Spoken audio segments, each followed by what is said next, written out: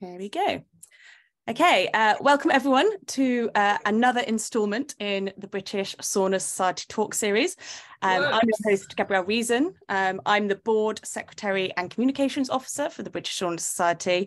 I was formerly Director of the Community Sauna Bars in Hackney Wick, and it was there that I got to enjoy seeing firsthand how much Brits were falling once again in love with sauna.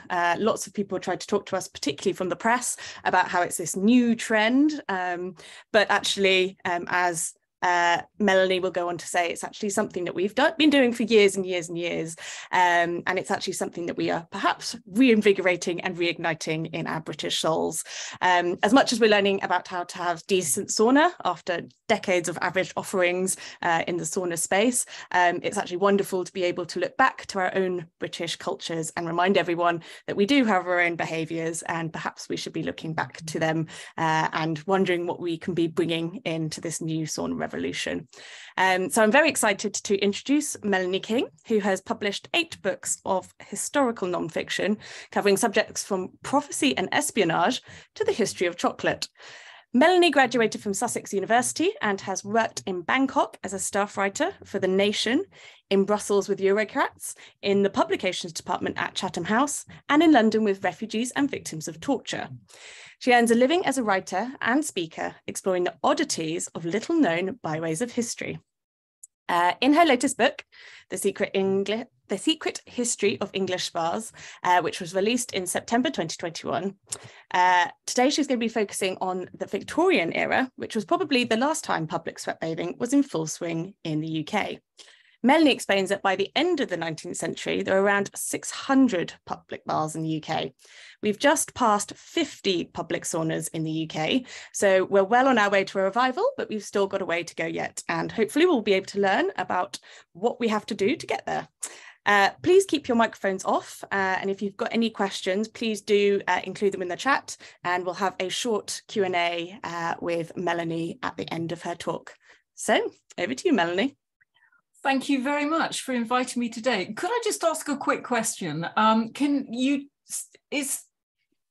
see on the screen perfectly what I've got up there? There isn't, this meeting is being recorded by the host on it. Yeah. So it's all okay? Yeah. Right, yeah, sorry. Okay, right. So I'm going to talk to you today about a lot of hot air, how the English fell in love with sweating. Okay, so let us start. If you are wandering down Whitehall in September 1813, you might notice that a lot of hot air was coming from Downing Street. Not number 10, perhaps so much as number 3. And if you were reading a copy of your Times, you might notice that it carried an advert for a Turkish medicated vapor bath. And I just so happen to have the clipping, which I have put up on your screen. The business proprietor assured readers that this bath, constructed on the Turkish plan, was the only one of its kind in the country. It has already been patronised by several distinguished noblemen, ladies and gentlemen of distinction. And that is what the advertisement declared. It was supposedly proved a safe and an efficacious remedy for various unpleasant skin conditions, gout, rheumatism, the stone gravel, and so forth. And it also said, due attention is paid to adapt the accommodations to the sex and rank of the patient. Readers were assured, and the bath was available not merely for the sick, but to anyone who wished to use it for luxurious enjoyment. Thank you so much for inviting me today to talk about a load of hot air. And by this, I mean the evolution in the British Isles of the use of dry heat and wet heat on the body. So, for example, the British equivalent of the sauna or the sauna, if you're Finnish, and the steam room. Now, I want to draw your attention to another bit of product placement. In September 2021, my latest book was published, The Secret History of English Spas. And in that, I wrote about spas, British spa, or the spore, SPAW as it was called, and how it waxed and waned over 100 years. But I particularly enjoyed researching Turkish and vapor baths for one of the chapters. Now, what I plan to talk to you about today is a Victorian version of a sweat room, which was a mixture of a sauna, and I'm going to call it a sauna, being English, an Irish sweat house, a Roman bath, and a Turkish hammam. Now, this peculiarly British version became popular in Britain about the same time that hydrotherapy did in the mid-19th century. Hydrotherapy is for another talk, completely different. So let me start with a few of the basics of where the idea of using extremely hot, dry heat or wet steam originated. So sweat chambers have been around in central Italian farmhouses that date back to the 3rd century BC. Farmhouses often had special rooms next to the kitchens for sweating, with a smaller adjoining room that was used as a cold water washing room. The Romans have long believed that sweating was healthy. Indeed, here is what Celsus, author of the medical book that he wrote about sweating. And he also was one of the first to classify skin disorders. So he says sweating is elicited in 2 ways, either by dry heat or by the bath. The dry heat is the heat of hot sand of the sweating room and the dry oven. And then it goes on and on.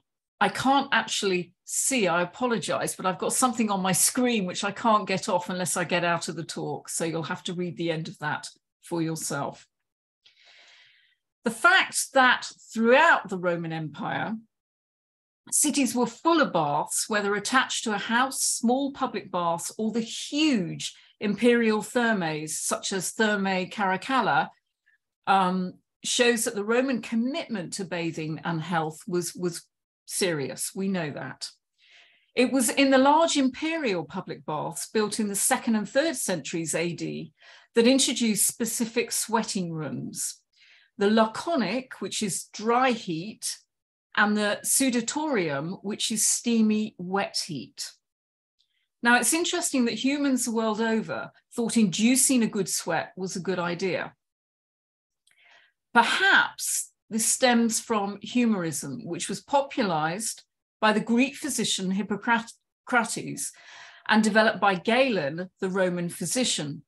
Now, according to their views, the human body is made up of 4 humors. It's quite complicated, and I'm not going to go into detail, but basically, the 4 humors were blood, phlegm, yellow bile, and black bile. If any of these became out of balance, then ill health followed. Inducing a sweat, they thought, was one way of rebalancing the humors. It's very interesting, this view of the body and the health system. Some of it worked and some of it didn't, but each of us are different. We all have those 4 humors, and it just depends on what balance they were in. Now, unfortunately, after the Roman Empire collapsed in the 5th century, so did Roman bathing traditions. And there were fewer opportunities for people in the Middle Ages to bathe. In Rome, the aqueducts that fed the baths, the huge baths, especially in Rome, were cut by the barbarian invaders, the Goths, in 537. So bathing really started to fall from then onwards. Now, the skin, which we now know to be the largest organ of the body, was now thought in the Middle Ages to be porous, so a bit like a sieve. So anything that opened the pores, hot water or steam, they thought would let in diseases like the Black Death or syphilis or any other things that were popping around at the time. They thought that bathing was only for the barbarian. Until the 18th century, when the English developed the resorts, such as Bath Spa. Bath already existed, but it was in the early 18th century that it was really developed as a resort for health. And we've come a full circle, and inducing a sweat is about to become back in vogue. So the steamy heat of the 18th century, that is where I'm going to start before we get to the Victorians. So we will start in 1765 with a Venetian immigrant in London called Dr. Bartholomew, I always get my tongue twisted over this, de Domenichetti, who opened heated and medicated baths at 6 Cheyne Walk in London. His baths included vapor pumps and dry baths that applied moisture to the whole body. He had 36 sweating and fumigating bed chambers in his building, in that building in Cheyne Walk. And he claimed these baths supplied moisture to the whole body and could cure all sorts of diseases such as ulcers, dropsies, scurvy, and unproven, but he said it could cure leprosy and cancerous tumors of the breast or bladder. So a lot of things he thought that it could cure. It was thought that medicines could be introduced through the pores of the skin via steam and water, which would reach the inner workings of the body. Now, Samuel Johnson was a huge skeptic of this. And while he was chatting with his mates, he claimed it was nothing but a boast. And he said, well, sir, this is to his mate. He said, well, sir, go to Domenichetti and get thyself fumigated, but be sure that the steam be directed to thy head, for that is the peccant part. Now, for a while, Domenichetti was extremely successful. And allegedly, and I say allegedly, he had over 16,000 people on his books until he went bankrupt in 1782. Now, I say allegedly because I'm not sure how you can go bankrupt with 16,000 people on your books, but he went bankrupt. His son, Rodomonte, took over his father's failing business and moved with his wife to the very unlikely place for a steam bath, Flitwick in Bedfordshire. And he remained in business until 1806, when he too was forced to sell up for financial difficulties. And you can see that Flitwick is not that far from Milton Keynes and not that far from Luton. So he sold up in 1806. However, this was certainly not the end of using steam and hot air to treat patients. Michael Boom invented an air pump and vapor bath that was portable and could be taken from house to house. And he claims he invented this in 1817. Laboom argued that most diseases were caused by checked perspiration. So your sweat glands getting all sort of gunged up. And if one was able to sweat properly, acrid and impure humours could be freed from the body.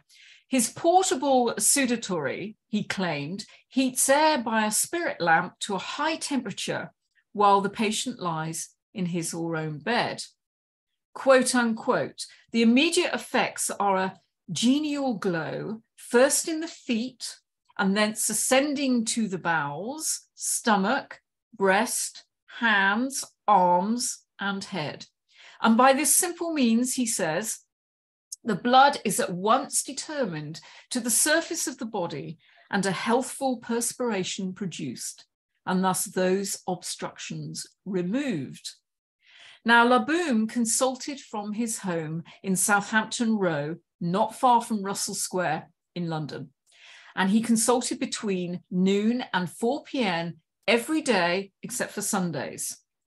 His reputation gathered momentum, and local doctors called him to visit their patients' homes with his contraptions.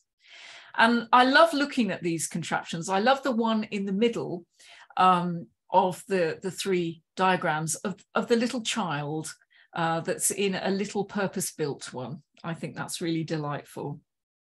Now, Laboom did not disagree that a tin bath filled with hot water would also be effective, but says most of his patients are bedbound, and getting a tin bath in the patient's bedroom or the patient out of bed into the bath was not always possible. So his contraption was perfect. So what did it consist of? It was a metal and wickerwork cylinder in which the whole patient or an individual limb, one of your limbs, was encased. A spirit lamp heated the water in a small boiler, and a tube connected to the boiler conducted the steam into the cylinder. There was a thermostat to regulate the temperature and stopcocks to regulate the flow of air. Medicated vapors could be added to the steam. Now, the patient should undress and go to bed either between the sheets or blankets. Now, however, Laboom admits there were a few accidents in the early days of his contraption. And in the early days, he had two spirit lamps that were used to heat the water. And on occasion, he said that the bedclothes were nearly set alight. I suspect they were actually set alight. So he perfected his sudatory so that the lamp is in a protective casing and that the bedclothes were not soiled by smoke of the lamp. Now, other doctors jumped in on the bandwagon and promoted their own example of these vapor baths. We have Mr. Green in 1820. He introduced his fumigating and vapor baths in Great Marlborough Street in London. His patients were submerged in his fumigating box. And if you look at that box on the screen, I mean, oh, it looks pretty scary. I hope you can get out of it easily. He also sold portable vapor baths as well. So he also would go round to people's houses. In Finsbury Park, there was a Mr. Charles Whitlaw's vapor bath establishment, and he opened that in 1820. So you can see there's a lot of the interest in steam that is coming to everyone's mind before the Turkish bath movement. Now, Whitlaw was a botanist. He's a very interesting chap, and he traveled around North America and the West Indies, and he encountered Native American sweat lodges. And he noticed that hot water was sprinkled over the hot stones in these sweat lodges, and that produced the heat that induced the sweat. Now, Whitlaw adapted the Native American version of a sweat lodge by administering his own plant-based medications to his vapor baths. He offered his medicated baths as a way of promoting perspiration to treat, once again, digestive orders, skin diseases, asthma, measles, whooping cough, the gout, and many more ailments. He opened his premises in Regent Street and raised funds, and this is interesting, to open a medicated vapor bath institution in Great Castle Street near Oxford Circus for domestic servants and factory workers. Male patients were treated on Tuesday and Fridays, and female patients on Mondays and Thursdays. Now, interestingly, both Laboom and Whitlaw claimed their vapor baths were effective in treating cholera in the 1831-32 epidemics. Now, cholera, as we know, is an acute bacterial infection of the intestine that causes acute diarrhea. Not sure that the vapor baths would be effective as a cure, but I'm pretty sure they would help relax the patient. The vapor bath industry continued to flourish throughout the mid-1800s, with new ones opening and others closing. The plus side of these contraptions was that companies sent their baths to private homes, which could be set up at a moment's notice. And I really love this picture of Captain Jekyll's contraption. And now we arrive to the next adaptation of the sweat inducer, the Victorian Turkish bath. Now, this was all down to a Scottish diplomat and politician called David Urquhart. Now, he was not the first to promote Turkish baths, but he was certainly one of the loudest advocates.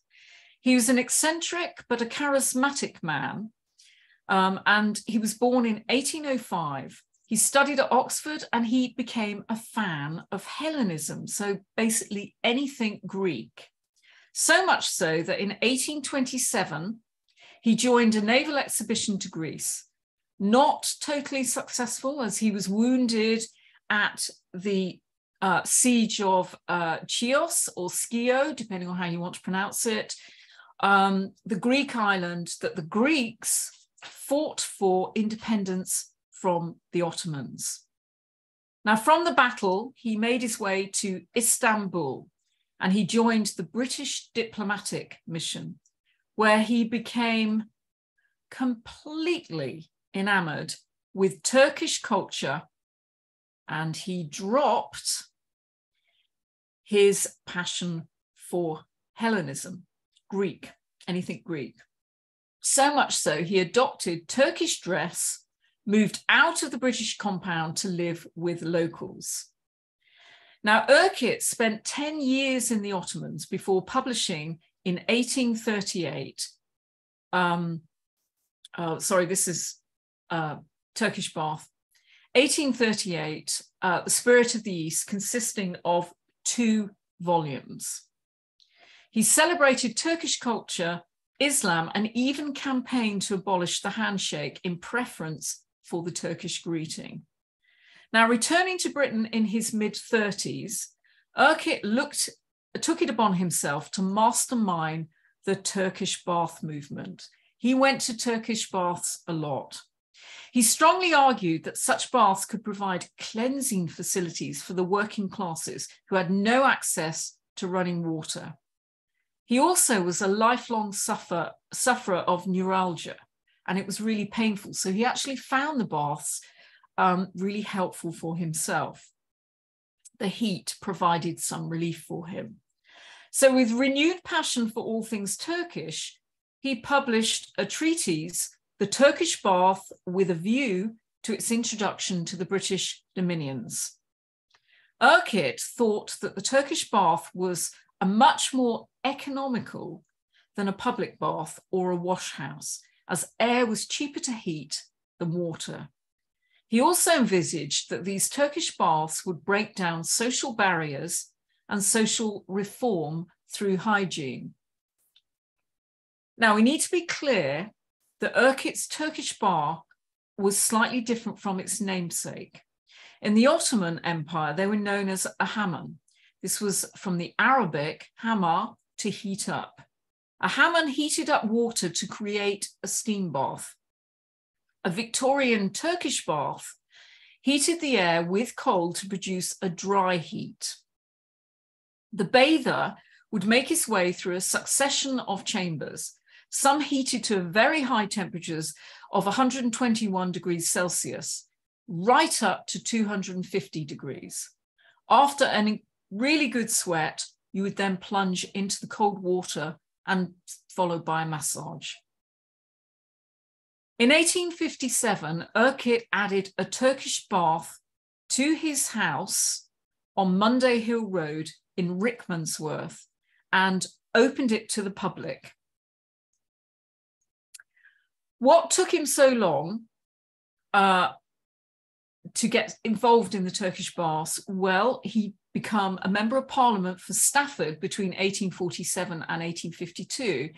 And he married late. He was 49 and he married in 1854. So I think he was kind of like a little bit busy. However, his Turkish bath, there were 2 stories. In the basement, there was a furnace that heated the building. When you entered the basement, you would leave your clothes in a compartment and enter the bath. The temperature was 100 degrees Fahrenheit. Next to the bath is a system where you plunge in. I haven't actually got a picture of this because it's been knocked down. After this, you climb up a staircase, arrive at a platform, And the heat on that level is 150 degrees Fahrenheit, which is 66 Celsius, which is pretty high. More stairs, you arrive at the top level and you get to 250 degrees Fahrenheit, which is 121 degrees Celsius. When you've sweated enough, you robe yourself in a toga, step out into a chamber that looks over his lawns and his fields and the river. It's very relaxing. And Urquhart called it his chamber of repose. In his chamber of repose, you are offered a coffee, a hookah, and other refreshments, just like he says in Turkey. Now, for most people, Urquhart's Turkish bath was a pleasant, hot, sweaty experience. However, unfortunately, there were several deaths recorded with these visits to Turkish baths. Perhaps the most tragic consequence of bathing experience going wrong in a Turkish bath was what happened to David Urquhart himself. In 1858, Urquhart's one-year-old son, William, was having convulsions due to teething. So he was taken in the Turkish bath for relief. And sadly, the little boy died. Now, at an inquest, a jury member who's a stationer and newsagent from Rickmansworth obviously had it in for him. He falsely told the Buckingham Advertiser that information was censored and that the little boy was scarred and covered with blood. And this was proven to be false. And William's older brother had also been taken in to the Turkish bath at the age of 1, and he received benefits from similar treatment. So he wasn't prosecuted. But in the same year, in 1858, there was another death that hit the headlines in the Times of 6th of July, and it was called The Awful Death in a Hot Bath. 80-year-old Joseph Smith was found barely alive in a Turkish bath in Honley in the West Riding of Yorkshire. Now, Smith had insisted on using a Turkish bath of Joseph Laycott, and Laycott had built this bath attached to his house for the use of his family and friends, and he would charge his friends a small charge to use it. Now, in the bathhouse, there was a dressing room, a hot air room, and a shower bath.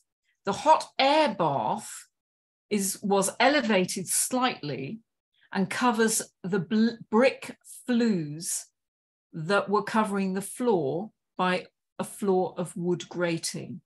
Now, not all the flues were covered, so you can see where this is going, which health and safety rules today would definitely not permit, but they didn't have any then. So to cut a long story short, Smith, who was a stubborn man, he'd been described as an eccentric loner who lived on his own for over 30 years. Ordinarily, Laycott did not allow anyone to use the room alone, but he was away from the house. And his wife decided that she would let him in. Smith bullied her and said, let me in, let me in. So she did.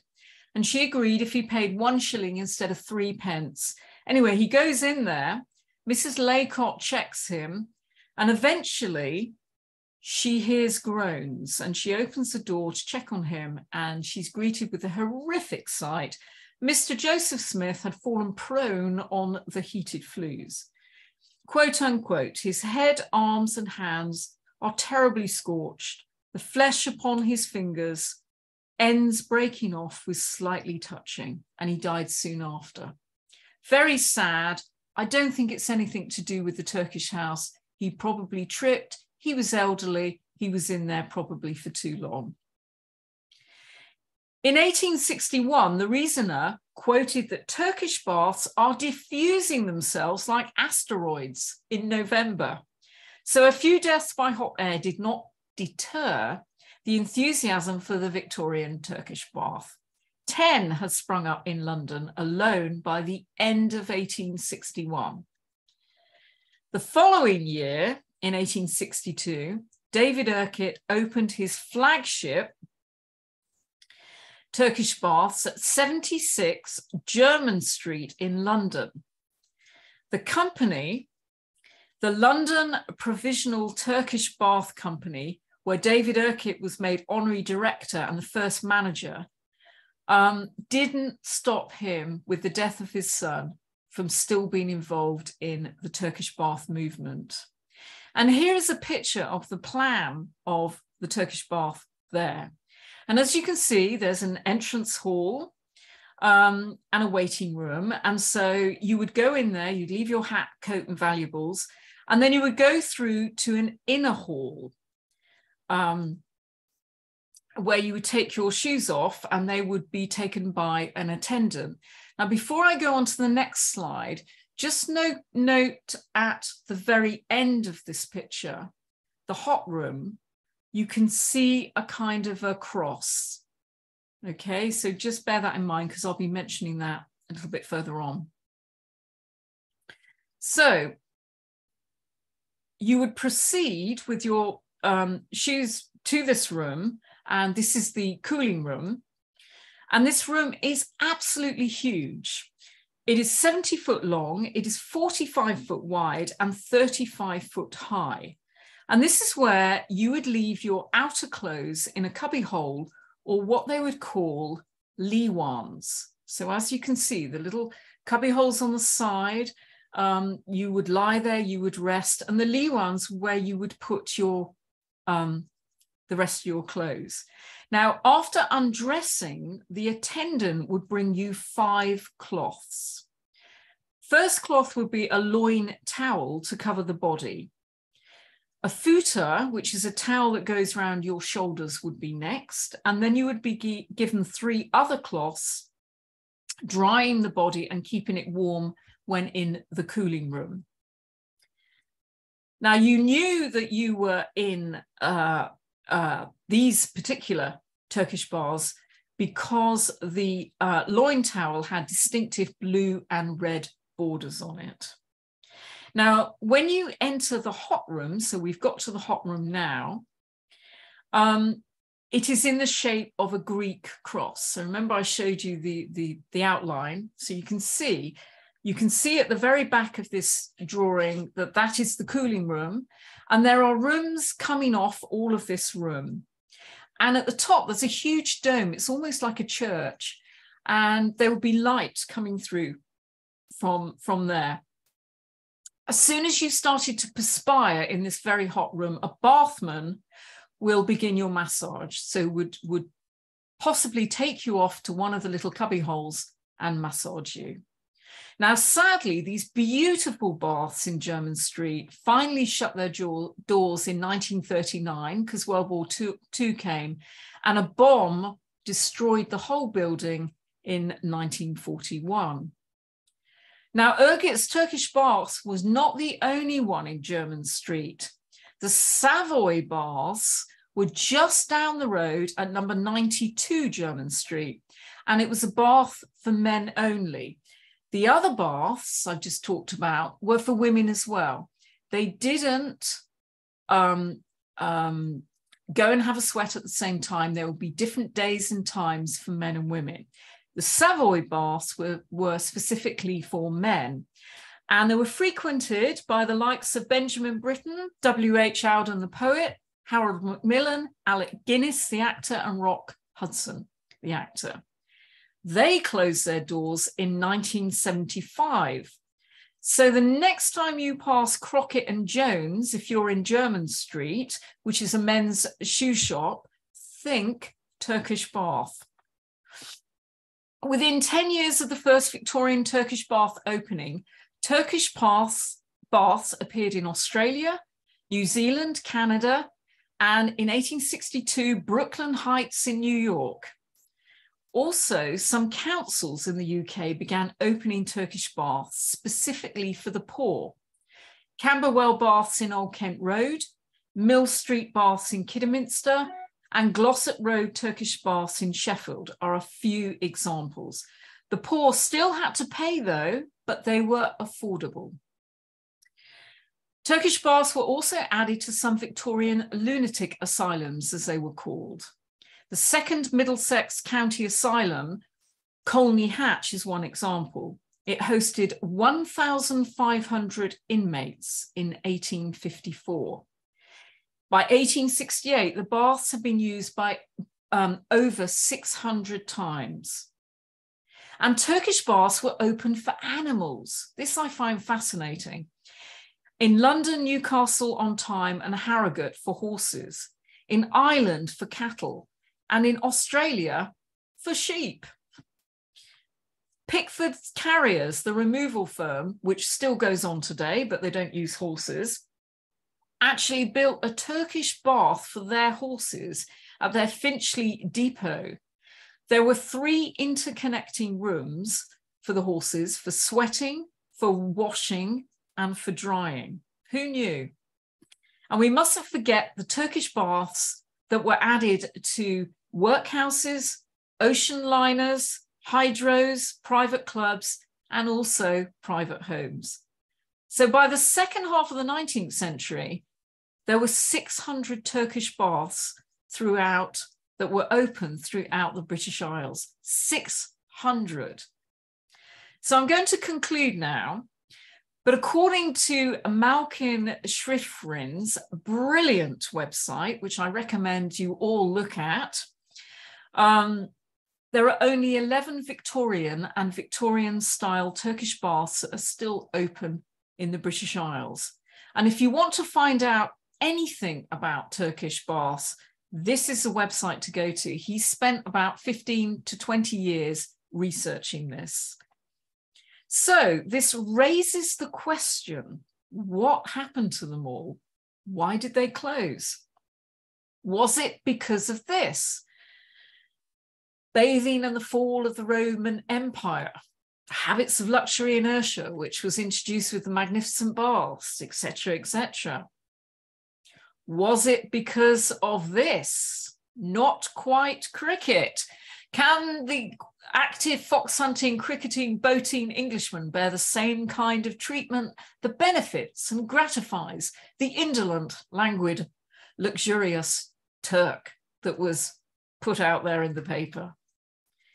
But most probably it was because of this.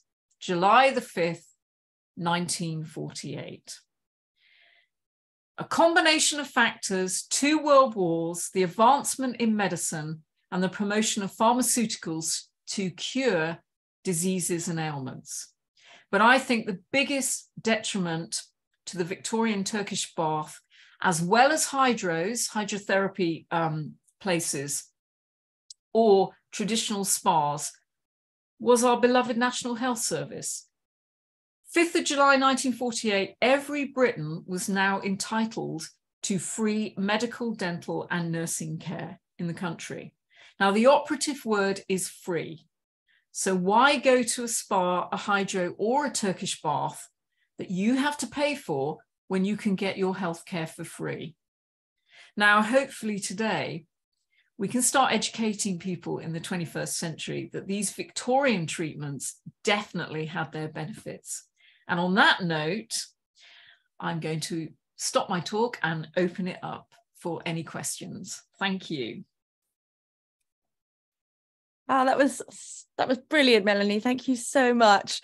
It's definitely been great to kind of see from a historical and evolutionary perspective why we're all quite so obsessed with getting into a hot box to sweat it out.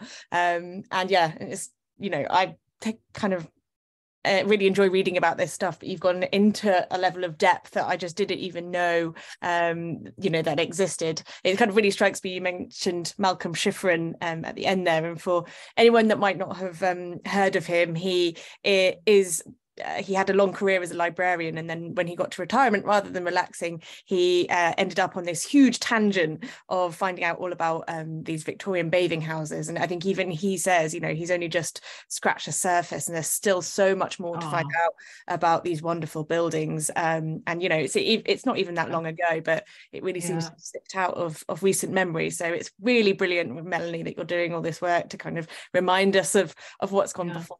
From my point of view, I also grew up just outside of Milton Keynes, so okay, there you go.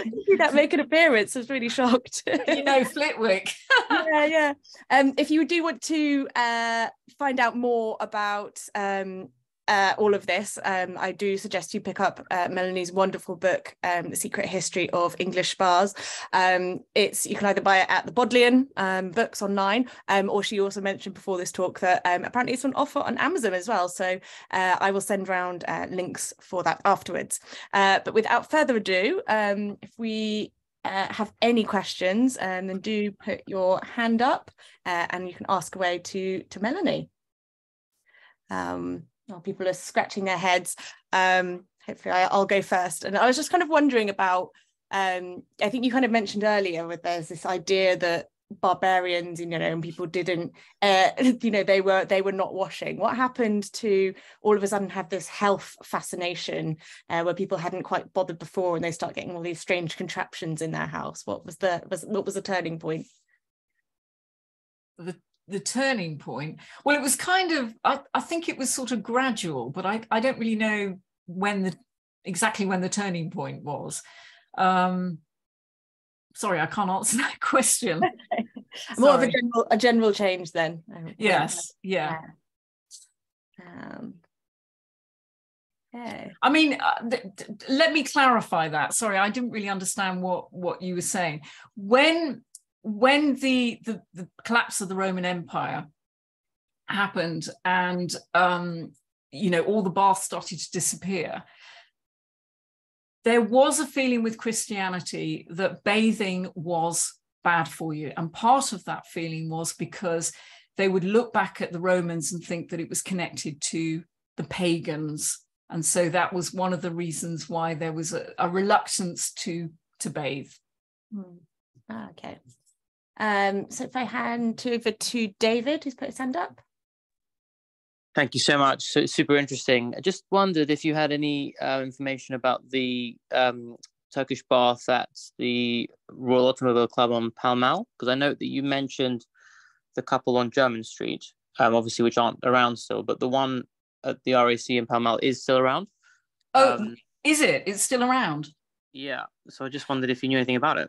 No, I don't. But the person where you would look at for that is definitely Malcolm Triffin's website, because it will definitely be on there, I'm absolutely sure. And if it's not on there, you need to email him, because he asks the public, if they come across Turkish baths that he hasn't heard of, to let him know so he can add it to the website. Because his website is not for profit. It's to make sure that we keep the Turkish baths and the history of them, Victorian Turkish baths, in our public knowledge, So that would be really useful if it's not actually on there. You have to remember that when I was writing this, I did one chapter on the Victorian Turkish bath, but it fitted in with the whole of the history of English spas, and hydrotherapy came into that, mineral waters came into that, everything came into it. So Turkish baths was just one section of that I researched. Okay, thank you, David. So handing over to Stephen, if you want to come off mute and ask a question. Hi there. Yeah, thank you for your lecture. It's very interesting. My sound was cutting out at the end, sorry. So it was just a bit about, I think I understood the sort of the decline of these was due to the arrival of hydrotherapy and spa culture.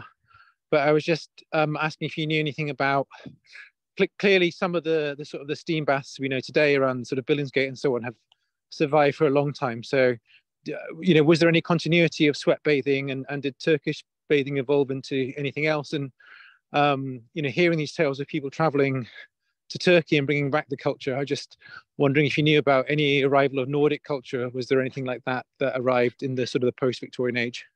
Not that I know of, but they didn't totally disappear. The whole thing with the spas and the hydrotherapy centres and the Turkish baths, some of them went immediately. From 600, we went down to a few, but some of them continued. And as Frithkin said, there's 11 of the original ones that are left going today. The reason why they disappeared was completely due to finances. Now, I don't want to blame the NHS in a negative way, because, things were changing. in society, especially with medicine anyway. But it's very expensive to keep these places going. And as I'm sure you probably know with the saunas today. And the same with the heated baths. And I even read today about swimming baths. Some of the swimming baths are closing because they can't afford to, public swimming baths, because they can't afford to heat them. So a lot of the reason why they disappeared were also due to economics and people not being able to afford to go to these things. So hopefully we can actually start encouraging people to continue to go to the saunas and things and the baths. Okay, does that sort of answer? Thank you. Yes, definitely. Thank you very much. Yeah, Stephen, you also mentioned in your thing, what was the Victorian attitude towards nudity? So big debate in sauna culture being imported into the UK today. So it's an interesting one to touch on. Yeah, is that a question? What their reaction was to nudity? Because not very good. They would cover up, and they would. I do think there would have been some saunas which naughtily would have mixed, sharing of facilities, but most of them would have been very strict with openings for women on certain days, and they would be covered, and opening for men on other days. So I don't think we could say generally they're all like that, but I would say the majority, because the Victorians, with their attitude to the naked body, we understand that. Yeah. I know, interesting, because I was looking into more mid-century in public bathing, and I think it actually kind of dipped back, and there was a lot of nudity in bars kind of in the mid-century, but I think that was because we had a lot more, I guess, people from different cultures who bought more kind of like being comfortable with nude bathing. So if you look back, and then there's these photos from the 1950s in some of the public bars, which weren't kind of really sweat bars, and they were kind of there and either completely naked or anything. And then it's now kind of gone back, and everyone's jumped back into swimsuits again. So seems to be very phasic. Well, what I find, it's like the same with the Roman baths. You can't make a generalization because, on the one hand, most people would cover up and were very prudish, but there were others that would go to baths, and there would have been, I mean, Malcolm Frithkin probably knows this better than I do, there would have been some baths that were more notorious for certain things than other ones. And just the same in Roman times. The baths of Bauer, I don't know how you pronounce it, but they're on the Bay of Naples, which most of them are now underwater because of volcanic attitude. They were the Las Vegas, they were the wild baths, and all sorts of things went on there. Whereas most of the Roman baths, people would cover up and they were fairly prudish. So you can't, it's the same with the Turkish baths. I don't think we can make a generalization. Yeah, interesting. Does anyone else have any questions? I don't have any more in the chat. No more hands. All right, perfect. Thank you so much, everyone, for coming and for sharing your questions. It's been brilliant to host you, Melanie. This recording will go out again to all of our members as well. So if we do get any more further questions for you, then I will forward them on to you. But otherwise, everyone, enjoy your evenings, and hopefully you've learned a lot today about the wonders of British bathing history. And thank you very much for inviting me. Thanks, guys. Bye. Thank you.